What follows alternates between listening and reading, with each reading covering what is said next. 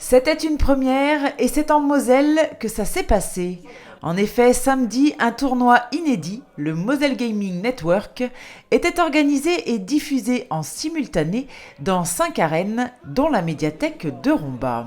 C'est un événement qui est porté par le département, il faut le dire, avec un partenaire officiel, l'ANA France. Donc l'ANA France, ils sont là-haut sous les combles, tournoi League of Legends en direct, plusieurs équipes sur 5 sites de la Moselle, dont la Pléiade.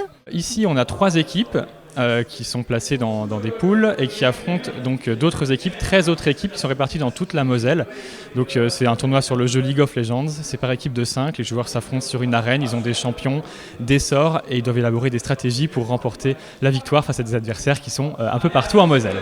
En tout, ce sont donc 16 équipes de 5 joueurs, soit 80 gamers au total, qui s'affrontaient de 9h à 20h sur les 5 grands territoires, à savoir Thionville, Folkemont, Phalsbourg, Woenswiller et bien sûr Romba.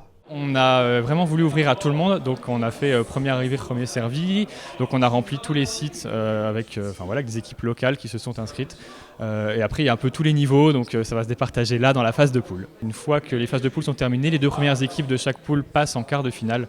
Et les équipes qui se sont qualifiées se sont affrontées ensuite pour atteindre et disputer la grande finale. Des parties acharnées qui ont été retransmises en direct. Alors, les joueurs qui sont devant regardent la partie, donc elle est diffusée en direct sur internet mais aussi en local ici à Romba. Donc il y a les streamers de Caillot Gaming, une association de jeux vidéo, qui sont là et qui commentent les matchs donc, pour pouvoir être suivis à la fois de chez soi et sur place. Autour de cet événement inédit, la médiathèque proposait également tout un tas d'activités, toujours autour du jeu. Ici, vous avez Caillot Gaming, donc des jeux Switch, PlayStation, etc. Just Dance, parce que les filles, elles aiment bien ça. Découverte du casque CVR par l'animateur de la ville de Romba. Fab Lab avec M-Design, il ne faut surtout pas les oublier parce que c'est quand même très sympa. Et puis, moment calme, jeu de plateau, jeu de figurines avec la crypte des héros.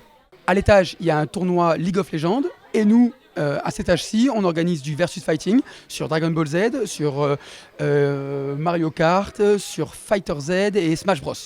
Toutes ces propositions de jeux étaient destinées aux confirmés comme aux débutants et c'était là tout l'intérêt de cette journée. Tout le monde est le bienvenu. Et ceux qui ne sont pas expérimentés dans le jeu vidéo peuvent toujours venir 5 minutes avant le tournoi. Ils auront une petite séance d'entraînement, on les briefera un petit peu, on leur donnera quelques petits trucs. C'est un moment intéressant parce que d'abord, on travaille avec des partenaires inhabituels pour une médiathèque, donc ça nous permet de rencontrer plein de gens et aussi de faire venir un autre public.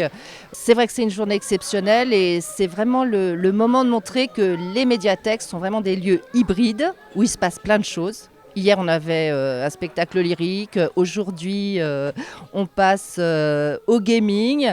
Donc, à la limite, on ne reconnaît plus la médiathèque. Et on a un slogan ici, à la Pléiade, on lit, mais pas que.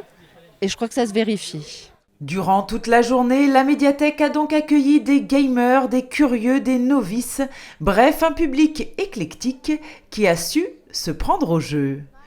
D'ailleurs, certains étaient vraiment à fond. Il faut absolument que je vous laisse, le Pokéstop vient de popper, il y a des Pokémon. Hein. Cette journée inédite est maintenant terminée, mais la médiathèque ne s'arrête pas là et vous donne déjà rendez-vous en janvier pour une belle soirée. Projet Nuit de la lecture, bien sûr. On avait eu une belle réussite l'année dernière, donc 18 janvier, Nuit de la lecture. Crier public, book faces, bande d'arcade, atelier Just Dance, enfin comme d'habitude, c'est la fête.